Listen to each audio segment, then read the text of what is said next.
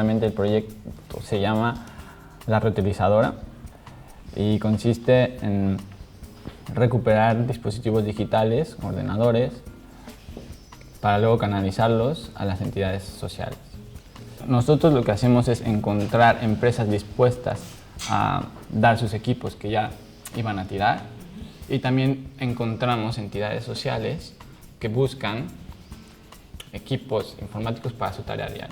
Bueno, trabajamos con una detallería que se llama Ecorreto y ellos trabajan con personas en exclusión social, sobre todo drogodependientes, y esto nos permite a nosotros ser mucho más flexibles. De esta forma combatimos la obsolescencia programada y también, bueno, de cierta forma, la brecha digital. Muchas consultas de particulares, sobre todo, inquietos, que tienen un ordenador que saben que es valioso y que es tóxico y que lo puede usar otra persona, pues nosotros nos lo hacen llegar así gratuitamente y quieren saber pues, que lo va a usar alguien y para qué y qué impacto, bueno, no sé, toda la información que puede venir después. Nuestro modelo se basa en una economía circular, donde el simple hecho de recuperar un ordenador es como si fuera un recurso renovable para las entidades sociales, y además ellas están muy dispuestas a utilizar este material tantas veces sea posible.